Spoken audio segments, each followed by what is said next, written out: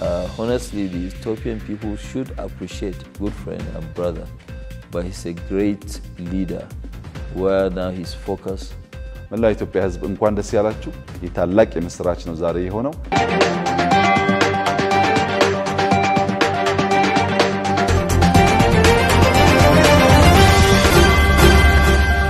Oduutenya jalqabaatiin Itoophiyaan ministeera muummee mul'ata guddaa qabu qabdii jedhan biiliyeenarri Afrikaa Aliko Dangote.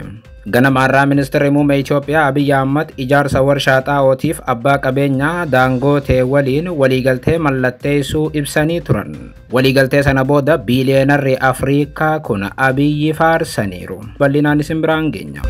Oduu biraatiin waraanni bilisummaa Oromoo tasuma faannoo waliin marii akka hin gaggeessin beeksise.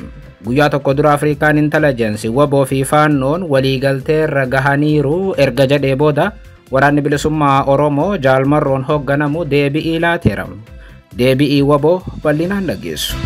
Oduu biraatiin Itoophiyaan ammaas waliigaltee fayyadama bishaan Abbayyaa hojiirra oolmaa isaatiif amantummaadhaan akka hojjettu beeksifte. Yeroo Masriin dhimma laga Abbayyaatiin wal qabatee maraachaa jirtutti arra Itoophiyaan irra deebi'iin deebii cimaa kenniteetti. Deebii Itoophiyaarraa gara Masriitti ergame gabaasa guutuu dhageessu. Oduu teenyaa xumuraaf biyya alaatiin pirezidaantiin Taanzaaniyaa Saamiyaa Suluhu Hassan yeroo duraatiif filannoo Taanzaaniyaa akka dorgoman ifoomsan. Bara 2021 irraa eegaltee aangoo tan dhaalte Saamiyaa Suluhu mormitoota dhabamsiisuudhaan yeroo qeeqamaa jirtutti filannoo irratti kophaa isii hirmaachuuf jirti jedhame. Filannoo Taanzaaniyaa onkololeessa dhufuutii fi Saamiyaa bal'inaan isin biraan geenya akka mooltan daawwattootaaf hordoftotaan olee Global Media. Oduu odeeffannoo keenya galgala kanaa qabannee dhufneeti jirra. Odeeffannoo keenya ijoo isaa madhageessan guutuu isaa isin biraan geenya. Haga xumuraa sagantaa keenyaatti dhaggeeffachuun yaada qabdan gara koomentiitiin nuuf barreessaa. Viidiyoon keenya namoota hedduu biraa akka dhaqqabuuf immoo like, share, subscribe godhuun dagatanaa isiniin jenna. Kallattumaan gara gabaasa bal'aattiin isin qajeelcha.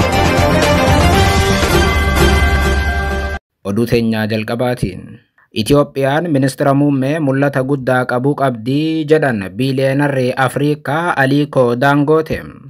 Ganamarraa ministeerri muummee Itoophiyaa Abiy Ahmed ijaarsa warshaa xaa'ootiif abbaa qabeenyaa Dangote waliin waliigaltee mallatteessuu ibsanii turan. Sana booda biiliyeenarri Afrikaa kun Abiy faarsaniiru.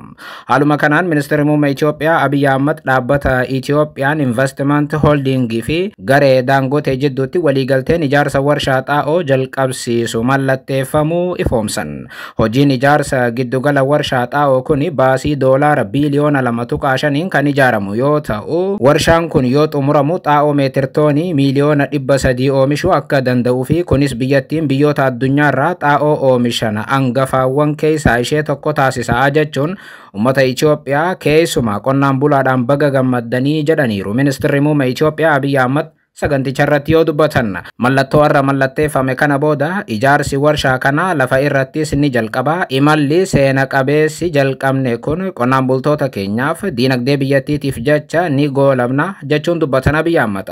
Ijaarsi warshaa xaa'oo carraa hojii uumuu irratti shoora akka qabus eeranii rakkoo xaa'oo qonnaan bultoonni qabanis ni furaa jedhan. Akkasumas ammoo wabii midhaan nyaataa mirkaneessuufis tarkaanfii murteessaa akka ta'e Abiy Ahmed ibsaniiru. Mallattoo sana booda ergaa baga gammaddee kan dabarsan Abiy kun ce'umsa gama qonnaan milkeessuuf yaanneef tarkaanfii irra geenye kan biraa ta'us dubbatan. Sagantaa waliigaltee sana booda TV biyyattii waliin afgaaffii kan taasisan biiliyeenarri Afrikaa Abiy walii galan Aliko Dangote Itoophiyaan ministeera muummee mul'ata guddaa qabu qabdii jechuun jajan. Abiy Ahmed qonna irratti wabii nyaataa mirkaneessuu fi badhaadhina Itoophiyaa dhugoomsuudhaaf hojii dinqisiisaa hojjechaa jiraachuun isaanii hoogganaa mul'ata qabu ta'uu isaatiif ragaa guddaadha jedhan. Abbaan qabeenyaa lammii Naayijeeriyaa irraa ta'anii fi arra Afrikaatti qabeenya guddaa sochoosan Alikoon kompleksiin ammaa kun xaa'oo hanga toonii miliyoona 3 oomishuudhaaf dandeettii kan qabu ta'uu immoo cimsanii eeran. Hammi oomishaa kun fayyadama biyya keessaaf baay'ee akka ta'e kan ibsan Aliko Dangote piroojeektichi hamma xaa'oo gareen Dangote Naayijeeriyaa keessatti oomishaa jiruutiin kan wal simuu ta'us ibsaniiru. Kunis piroojeekticha warshaalee oomisha yuuriyaa addunyaa keessaa sadarkaa lammaffaa irratti akka argamu isa taasisaa jedhan. Itoophiyaan gaazii uumamaa gahaa oomisha xaa'ootiif ta'uu waan qabduuf piroojeektii warshaa xaa'ootiif bakka gaarii ta'uu isheetis ibsan. Aliko Dangoteen piroojeekticha dhugoomsuudhaaf hooggansi Abiy Ahmed kennan murteessaadhas jedhaniiru. So I really thank him for the love of his people, the love of seeing that yes, this country progress, and that's what you really look for as a leader. Oduu biraatiin waraanni bilisummaa Oromoo tasuma faannoo waliin marii akka hin gaggeessin beeksise. Tibbana Afrikaan Intelligence waboo fi faannoon waliigalteerra gahaniiru erga jedhee booda waboon jaalmarroodhaan hoogganamu har'a deebii laateera. Haaluma kanaan waraanni bilisummaa Oromoo Suduudaan ammas kana duraas hidhattoota faannoo waliin mariin gaggeesse akka hin jirre gorsaan waraana bilisummaa Oromoo obbo Jireenyaa Guddataa himaniiru. Tibbana miidiyaan Afrikaan Intelligence jedhamuu fi intarneetii gubbaatti guddoo beekamu diina walii kan ta'an hidhattoonni wabootii fi faannoo walitti dhukaasuu dhaabaniiru jedhee gabaase. Kanaanis marii Ameerikaatti gaggeeffameen booda waliigalteen dhukaasa dhaabuu al-idilee gidduu isaaniitti raawwateera jedha Afrikaan Intelligence. Dhimma kanarratti BBC afaan Oromoo waliin gaafiif deebii kan taasisan qondaalli waboo obbo Jireenyaa Guddataa waliigalteen gidduu isaaniitti raawwate homaa akka hin jirre ibsan. Gabaasni daangaa irratti wal arganiiru jechuudhaan odeeffame kun kijiba kan bilisummaadhaaf falmu yoo walitti dhufee mari'atellee badii hin qabu kan jedhan Jireenyaa Guddataa garuu haga ammaatti qaamni akka sanaan walitti dhufee mari'ate abadan hin jiru jedhan. Faannoo jettee kan Oromiyaa seente kan mootummaan balbala banee fi hidhachiisee ummata keenya qe'eerraa buqqisaa turedha. Kun immoo waboo akka diinaatti ilaalaa jedhan. Waraanni bilisummaa Oromoo gama isaatiin hidhattoota faannoo naannoo Oromiyaa godinaalee akka Wallaggaa keessa socho'uun ummata nagaa irratti haleellaa raawwatan mootummaatu hundeessee jedha. Hidhachiisee ummata irrattis bobbaasee jechuun deddeebiin himataa tureera. Mootummaan ammoo waraana bilisummaa Oromootii fi hidhattoonni faannoo lafa irratti walitti hin bu'an waliigalanii ummata irratti miidhaa geessisu jechuun deddeebiin himaa tureera. Obbo Jireenyaan gama isaatiin kan gaaffiin qaba jedhee biyya isaa keessatti mootummaa falmu faannoon inni waan biraatii jedhanna. Faannoo gaafaan siin jedhu isa biyya isaa jiruun siin jedhe. Inni daangaa Oromiyaa seenee ummata keenya buqqisu inni diina akkasitti hubatamuu qabaa jedhan. Itti dabaluudhaan walitti bu'iinsa cinaatti uumuudhaaf yaalaa turan irraa baqachaa turre kan daangaa Oromiyaa ce'ee dhufe akka itti teenyee ilaallu hin qabnu jedhan. Inni biyya isaa keessatti gaaffiin qaba jechuun socho'u garuu akka biraatti ilaalamaa jechuun faannoon kan naannoo Amaaraa keessa jiru badii akka hin qabneetti ibsan. Waraanni bilisummaa Oromoo sochii hidhattoonni faannoo naannoo Oromiyaa keessatti taasisan gama biraatiin balaaleffateera. Dabalataan waraanni bilisummaa Oromoo ibsa arruma baaseen jeequmsa itti fufiinsaan hidhattoonni faannoo mootummaadhaan deeggaramanii fi maqaa faannoo Wallaggaa jedhuun of waaman Wallagga Bahaa keessatti uummata nagaa irratti raawwatan hordofaa akka ture hime. Gareen harcaatuun jalqaba mootummaan hundeessee hidhachiise haga dhiyeenyaatti qaamuma milishaa bulchiinsa Abiy Ahmed ta'uun socho'aa turaniiru jedhe waboon. Kaayyoo mootummaan hidhattoonni kunneen naannoo kana keessa akka socho'an barbaadeefis lama jedhe waboon. Inni jalqaba ummata Oromoo jidduutti sodaa facaasuu fi dhaabbilee mootummaa morman akka hin deeggarre gochuufi jedhe.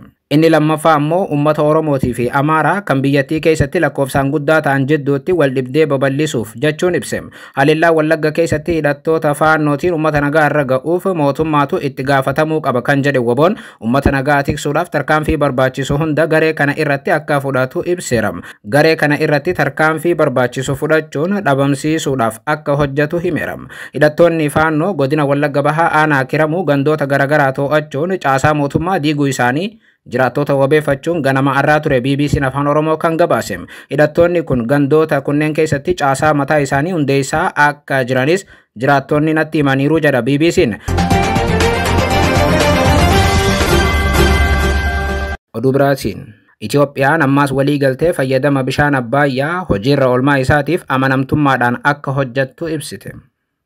Yeroo Masriin dhimma laga Abbayyaatiin wal qabatee maraachaa jirtutti arra Itoophiyaarraa deebii cimaan Masriif kennameera. Haaluma kanaan Itoophiyaan ammas ejjannoo ijaarsa hidha haaromsaa irratti qabdu jabeessuun misoomni akkasii ardiin Afrikaa ofiin akka of dandeessu kan mul'isuu fi misooma naannoodhaaf baay'ee barbaachisu ta'uu ibsiteetti. Biyyattiin hidha bishaanii guddicha Afrikaa kan ta'e hidha haaromsaa eebbisiisuudhaaf qophiirra jiraachuus arra ifoomsite. Ibsa gaazexeessitoota idileetiin taasifamu irratti ambasaaddar Nabiyaat Geetaa Geetaachoo dubbi himaa ministeera dhimma alaa Itoophiyaa har'a ibsa kennaniin ijaarsi hidha haaromsaa kun goolabamuun mallattoo of danda'uutii fi misooma Afriikaatii jechuun dubbatan. Kan amma ijaaramee xumurame yoo hojiitti seenu hidhi haaromsa Itoophiyaa bishaan kiiyuubik meetirii biiliyoona 74 kan qabatu humna elektirikaa meegaawootii 5150 kan maddisiisuu danda'uudhaas jedhanna. Ambasaaddar Nabiyaat Geetaachoo Itoophiyaan ammas waliigaltee fayyadama bishaan Abbaayyaa hojiirra oolmaa isaatiif amanamtummaan akka hojjattu ibsanna. Waliigalteen kun fayyadama laga Abbaayyaa haqummaa isaa kan hordofu yoo ta'u, isaas hojiirra oolchuudhaaf mareen bal'aan gaggeeffamaa ture. Onkololeessa 2024 gara seerummaatti ce'uun isaa ni yaadatamaa jedhan. Ibsi Ambasaaddar Nabiyaat Geetaachoo wayita Masriin biyyoota Afrikaa of duuba hiriirsuudhaaf sochii dippiloomaasii jabaa fakkaatu jalqabdettidha. Ministeerri dhimma alaa Masrii Badrii Abdallaati ministeerota alaa akka Suudaan Kibbaa, Jibuutii, Yugaandaa, Keeniyaa fi Soomaaliyaa waliin mormii Kaayiroon sarbama fayyadama bishaan Abbaayyaa irratti qabdu jedhame ilaalchisuun mari'atanii tibbana ifa godhanii turan. Gama biraatiin jalqaba ji'a kana ministeerri dhimma alaa Masrii Badrii Abdallaati ministeera qabeenya bishaaniif jallisii biyyattii Haniis Waaliyem waliin ta'uun pirezidaantii Yugaandaa Yuweeri Museveenii waliin Inxeebbee keessattis wal arguun yaaddoo Masriin fayyadama nageenya bishaanii irratti qabdu itti himatanii turan. Akka miidiyaaleen Masrii jedhanitti jilli kun Abbaayyaa ilaalchisee murtoo qaama tokkoon kennamu akeekkachiisee ture. Faallaa kanaatiin Itoophiyaan ejjennoo fayyadamummaa haqa qabeessa qabeenya waloo jedhu qabdi. Biyyoonni Afrikaa tumsaan qabeenya isaanii akka hoogganan marii fi waliigalteedhaan eegaree isaanii ofiif akka murteeffatan Ambasaaddar Nabiyaatarra dhaamaniiru. Oduu teenyaa xumuraatiin Pirezidaantiin Taanzaaniyaa Saamiyaa Suluhu Hassan yeroo duraatiif filannoo Taanzaaniyaa akka dorgomtu ifoomsite. Bara 2021 irraa eegaltee aangoo tan dhaalte Saamiyaa Suluhu mormitoota dhabamsiisuudhaan yeroo qeeqamaa jirtutti filannoo irratti kophaa isii hirmaachuuf akka jirtu ibsiteetti. Biyya Afrikaa bahaa diinagdeedhaan duratti deemaa jirti jedhamuudhaan yeroo dhiyoo as jajamaa jirtu Taanzaaniyaan onkololeessa dhufu filannoo waliigalaa gaggeessuuf qophii xumurtee jiraachuu ibsiteetti. Haaluma kanaan erga pirezidaantiin biyyattii duraanii Joon Maagufuliin 2021 du'aan boqotanii as biyyattiin filannoo waliigalaa onkololeessa 29/2025 ni gaggeessiti jedhame. Filannoo kana dursee qaamonni wal dorgoman kan siyaasaa biyyattii sochii bal'aa taasisaa turan illee hedduun sababa filannoo kanaaf qophaawaa turaniif ugguramuu fi hidhamuun isaan mudateera jedhame.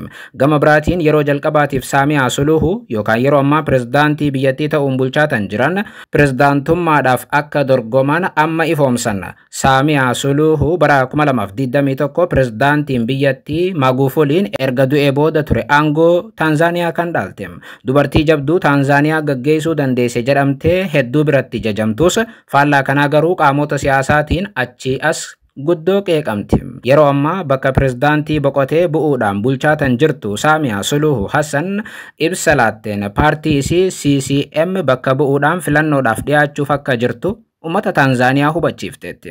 Kanaanis filannoon amma irratti hirmaachuuf jirtu kun isiidhaaf kan jalqabaa taham. Erga qaadhimamtuu pirezidaantii ta'uun ishee qulqullaa'ee booda Saamiyaa Suluhu X irratti barreeffama qooddeen paartiin ishee Chaamachaa Maapilunzi yookaan ammoo CCM paartii keenyaaf injifannoo mirkaneessuudhaaf tokkummaa akka eegdanii fi ayyama rabbiitiin lammiilee tajaajiluuf akka deebinu abdiin qabaa jettee murteessiteetti. Akka gabaasaaleen biyyattii jedhanitti koomishiniin filannoo biyyattii kaleessa qaadhimamaa paartii mormituu guddicha lammaffaa uggureera.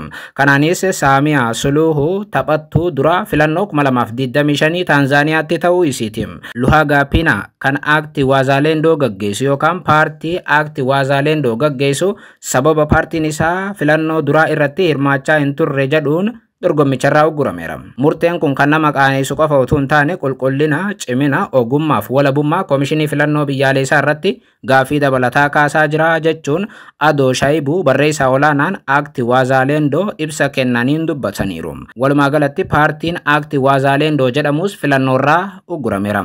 Gama biraatiin paartii mormituu adda dureedha jedhamu Chaadeemaa jedhamus seera naamusaa filannoo mallatteessuu dhabuu isaatiin baatii caamsaa keessa uggurameera. Kanaanis filannoodhaaf dhiyaachuun hin danda'amne. Inumaa dura ta'an Chaadeemaa Tuunduu Lisuu jalqaba baatii eblaa keessa gantummaan himatame erga hidhamee ji'ootaaf mana hidhaatti dabarsaa jira jedhame. Hidhamuu hoogganaa paartii Chaadeemaa lishuu kana wal qabatee ji'oota darban keessa qeeqxoonni mootummaa Saamiyaa Suluhuu himataniiru. Keessumaa mirga namoomaa sarbuu fi filannoo irraa mormituu ugguruudhaan qeeqaa jiru. Akka gabaasaaleen Taanzaaniyaa jedhanitti taanaan ammatti Saamiyaa Suluhuu dirree siyaasaa kophaa keessa taphachaa jirti. Saamiyaa Suluhuu gama isiitiin mootummaan isii mirga namoomaa kabajuu fi filannoo irrattis eenyuyyuu ugguruudhaaf fedhii akka hin qabne himti. Kanaas ta'e sana dhumarra Saamiyaa Suluhuu namoota filannoo irratti na dura ni dhaabbatu jettee amantu kamuu hidhaatti guuruu fi ugguruudhaan onkololeessa 29 filannoodhaaf dhiyaachuuf jirti. Galmeen filannoo pirezidaantummaa isa dhumaa kaleessa akka cufame koomishiniin filannoo biyyaalessaa hubachiiseera. Biyya Afrikaa bahaa Taanzaaniyaan waggoota dheeraadhaaf paartii tokko qofaan bulaa akka turte duraanuu himama. Paartiin sunis Chama Mapinduzi yookaan ammoo CCM kan jedhamudha. Bara 1977 keessa paartiin lama walitti makamuun ture. CCM kan uumame. Paartiilee lamaan kunis TANU fi ASP turan. Sana booda haga ammaatti jechuun waggoota 47 oliif paartii mootummaa biyya bulchaa jiru CCM qofa. Yeroo gaarii.